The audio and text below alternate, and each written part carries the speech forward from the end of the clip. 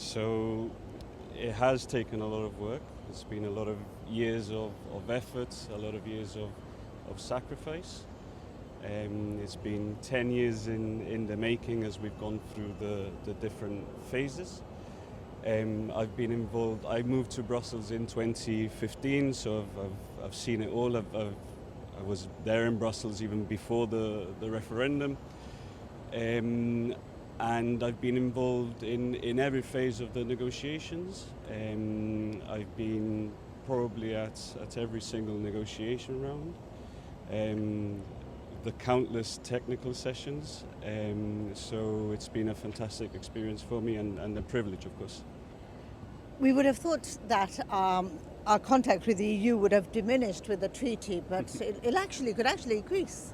It will increase. It will increase. I mean, we're going to have relationships with two monsters of the European Union, which are Schengen and the Customs Union. Those are two areas of EU policy which, up to whilst we were part of the EU, never affected us, and now we're going to be affected by those two areas.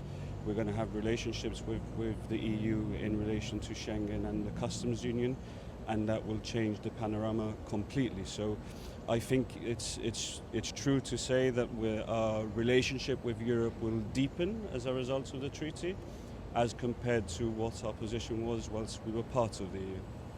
Ironically, our relationship with the UK will also probably deepen as a result of the treaty. Yes, we've worked incredibly well with the UK FCDO over the years and the UK mission to the EU. We've had a fantastic team in Whitehall that's guided us through the negotiations.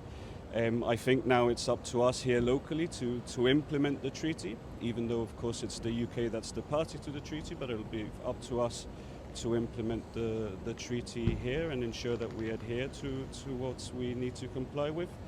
And for sure, I mean, the UK-Gibraltar relationship, I think, is strengthened as a result of these negotiations, and we hope and we will continue to work with them very closely as we move on. So, appointed head of mission, what do you think this will now entail? And do you have the staff in Brussels? So the change in name is symbolic. I think we want to mark a new beginning for the Brussels office. I mean, the UK went through its own changes when the UK representation to the EU became the UK mission to the EU upon the trade and cooperation agreement coming into force. So we're replicating that. So I'm convinced that we have the means available to us in Brussels in order to deliver on what we need to deliver on.